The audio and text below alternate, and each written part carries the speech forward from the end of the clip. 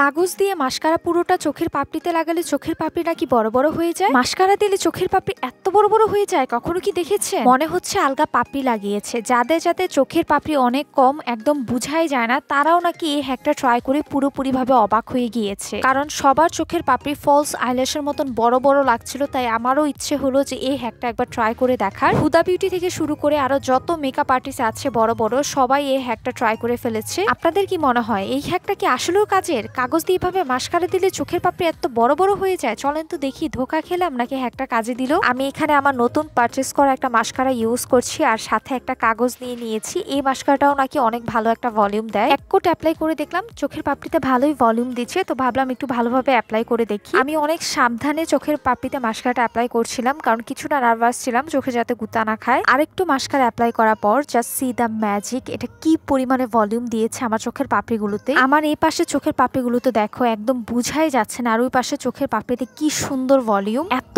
ঘন। আমার চোখের পাপড়ি দেখে আমি নিজেই অবাক। যেহেতু শুনেছি মাস্কারাটা ভলিউম খুবই ভালো, তাই আমি আরেক চোখে নরমালি ইউজ করে পুরাই হা হয়ে গিয়েছি। নরমালি এত সুন্দর ভলিউম আমি এটা বিউটি প্লাস পেজ থেকে নিয়েছিলাম। যে চোখে কাগজ দিয়ে অ্যাপ্লাই করেছি সেখানে পাপড়িগুলো জড়ো জড়ো হয়েছিল, আর যেখানে নরমাল ভাবে ইউজ করেছি সেখানে আলাদা আলাদা ছিল। এখানে ম্যাজিকের মতো কাজ করেছে মাস্কারা, কারণ ভলিউম মাস্কারা ছাড়া এমন ঘন পাপড়ি অসম্ভব। একটা বেস্ট ছিল ভলিউম মাস্কারাটার কারণে। ফলো করবে, টাটা।